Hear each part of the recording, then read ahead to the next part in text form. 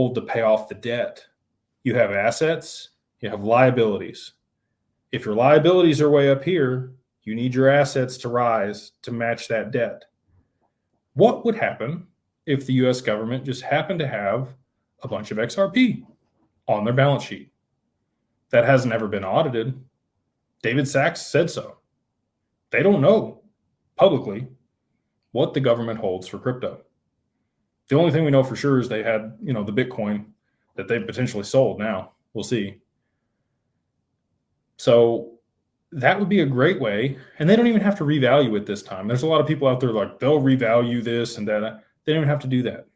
They can use market dynamics. They can orchestrate catalysts. They can do what they need to cause this domino transaction to take place to drive XRP's price to thousands of dollars. And if they had enough of it on their balance sheet at thousands of dollars, it would go from 250, call it 250 to 2,000 bucks. 700 times their money. If they had enough of it, that would be enough of the assets to be able to offset most of the debt. And that's how that would work. They wouldn't pay it off. They just have enough assets to be able to offset the amount of liabilities they have. And then they can borrow against that to cover the debt. And then they can loan the money themselves. This is the whole game we play at Digital Wealth Partners, right? Like you can be your own bank. Governments are their own bank. The US government has been able to print themselves out of every recession up to this point because they've been the global reserve currency.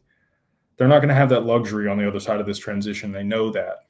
So if you knew that was going to be the case, you might set up a company, maybe BlackRock and some other companies, to ensure that you were still going to be the global leader in this transition, and you would disrupt or disintermediate yourself and orchestrate it the right way so that you still had an edge versus the other countries globally.